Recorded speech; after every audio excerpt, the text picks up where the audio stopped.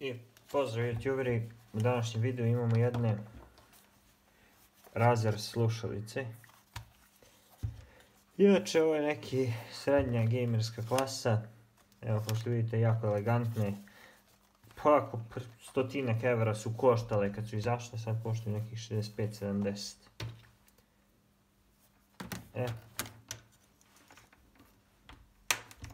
Dakle, problem jeste u kablu. Ovo je mute dugme, ovo je volume dugme, a ovo je kabel koji je oštećen.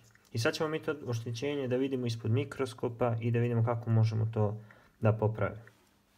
Evo youtuberi, vidimo samo oštećenje koje je nastalo verovatno cimanjem kabla. Vidimo da viri bakarna žica, dakle jedna ili više ovih žica je otkinuto potpuno. Sada ćemo otvoriti ovu plastiku, koristimo običan skalpel, stomatološki naravno, i otvaramo i sa jedne i sa druge strane. Ovako radimo pod mikroskopom da ne bi ostavili nekih fizičkih tragova otvaranja. Znači probat ćemo da to liči da nikad nije otvarano, znači da bez traga se popravi. Evo vidimo dakle problem i sada ćemo vidjeti kako to da fiksujemo, odnosno rešimo.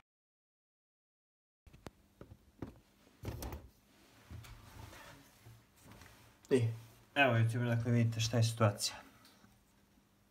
Dakle samo izgurate ovako ovaj kabel. Izvučete slobodno, znači ovako. Sada ovdje imamo situaciju da ćemo morati ovo nekako da vidim samo kako.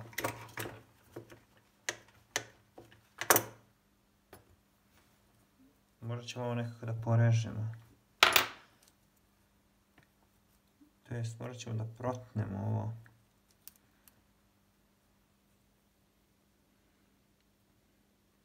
Ništa, ja ću youtuberi naći makaze i ovo ću malo pokratiti ovo što se, vidite kako se odralo. Evo našao sam makaze.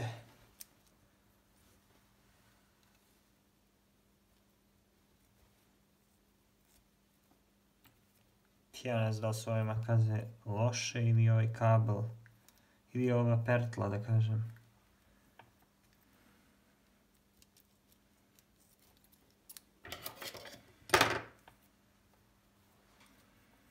Daj da probam sada.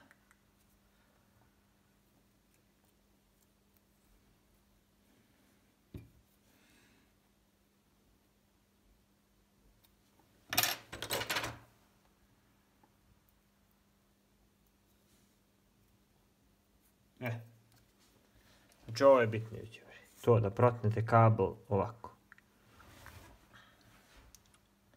Sad možemo ispod mikroskopa da vidimo šta je sa kablom. Dakle youtuberi, sada ćemo skinuti ovaj UV lepak koji drži ove žice da se ne spoje međusobno i s druge strane ih drži u slučaju da povučete. Znači nije lako otkinuti 5 žica, ali otkinuti jednu jeste. I ovaj UV lepak čuva kabel s te strane. Dakle, odlemit ćemo svih 5 ovih žica koje idu i vidjet ćete, znači ideja jeste da se dođe do zdravog dela kabla, odnosno dela koji nije istrgnut, i da se onda, dakle, taj deo zalemi na isti način i to bi trebalo da reši problem jer slušalice su cimnute prosto i pokidane.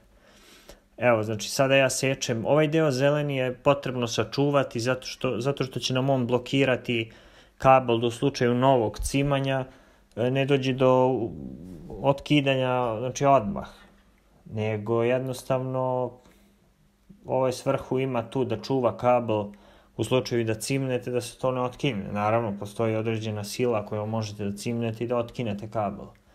A i kabel se kida naravno gde je konstrukciono najslabija, to je ovde u ovom konektoru. Sada ćemo odseći, evo, kratimo znači taj istegnuti deo kabla i sada ćemo žice, skinuli smo sve izolacije sa žica i naneli novog lema i sada ćemo samo dakle zalemiti to natrag na ovu pločicu. Ja ću vam pokazati na jednu, dakle žicu jednu kako smo zalemili, a ostatak žica smo zalemili na isti princip, dakle nema razloga da gubimo vreme gledajući to. Sada kada smo sve zalemili, kao i fabrika, jer ja mislim da je fabrika pametnija od mene, dakle stavit ćemo isto UV lepak. Dakle ovaj UV lepak sprečit će dakle da se žice nekada međusobno dodirnu u slučaju previjanja kabla, presavijanja, i druga stvar, štitit će u slučaju cimanja kabla, teže će doći do kidanja. Tako da ovo je, ja mislim, jedno elegantno rešenje i fabrika u pravu zato što je ovo stavila. Ovo je potrebno ovaj lepak osušiti pod UV lampom. Evo to sada radimo. YouTuberi, evo nas na kraju klipa. Znači koristio sam i ove makaze i 2050 mega laser, znači koje ovdje vidite, ovo neću da reklamiram. Dakle, šta je problem? Što je kabel silikonski i vi kad ga gorite ovim upaljačem, on se topi i lepi se za ostale provodnike. Nemam blinkerice ovoliko male, treba da kupim, radim znači te sitne stvari i nikako da se setim da kupim.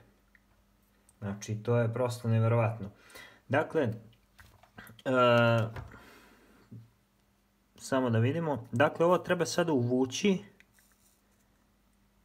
da se lepo ispravi. Voditi računa, polako uvući, znači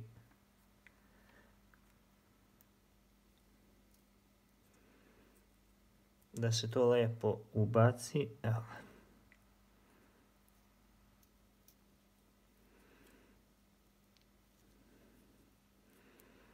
Treba naći sad taj položaj gdje to ide i kako. Evo. Prilike ovako.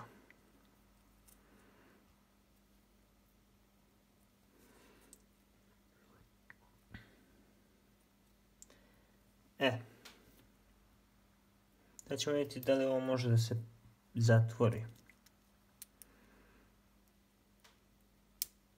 Čekajte. Može. Evo ovdje će biti malo guravo ova strana, tako da ću ja to da rešim. Ništa, ja ću samo malo da prepravim ovu stranu pa se vidimo kad to uradim. I objasnit ću vam šta sam uradio. Dakle, evo, sklopljeno sve, zalepljeno, ojačano. Znači, šta je bila ideja i zašto nije moglo da se zatvori odmah? Nije moglo zato što sam ja ispod ovog plašta, koji je kao pertla, nalazi se izuzetno kvalitetan silikonski kabel. Ili ti kabel, kako ga ko zove. Dakle, fora što je silikonski jeste u tome da teško ga je seći, jednostavno teško je koristiti ovakav neki nož ili nešto da bi ogulili instalaciju, jer se on razvlači bukvalno kao žvaka. I zato je i dobar, zato što se ne lomi. Znači, to je jedna prednost. Da je plastičan, vi biste to kao ništa odsekli. Znači, to je jedna stvar. Druga stvar, upotrebili smo i bolje nego fabričke stvari. Znači, fabrički, videli ste, imao je UV lepak na mestu gdje je lemljeno. To je sa razlogom da se žice ne bi ikada dodirnule i da drži da se ne pokidaju. Vraćen je UV lepak. Dodat je super lepak ovdje, jer fabrički je zatopljena ova guma za kraj kabla. Mi smo umjesto fabričkog zatapanja iskoristili izuzetno snažan italijanski super lepak koji se izuzetno dobro pokazao. Tako da vratili smo sve u normalu. Slušalice rade odlično, samo da vidim. Dakle, ako koristite za PC, potreban vam je ovakav adapter. I da, evo kako se zove. Znači ovako se tu bode, imate ovdje dva izlaza. Znači ovo nije nešto mnogo kvalitetan klip, ali eto šta da kažem. To je to što sam mogao da snimim.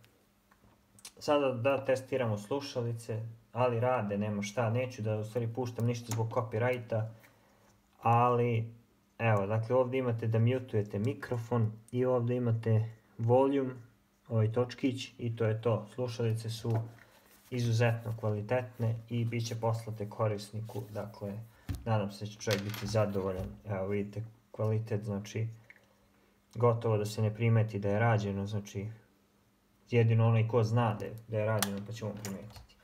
Ništa, YouTuberi, to je to, vidimo se u nekom od narednih klipova.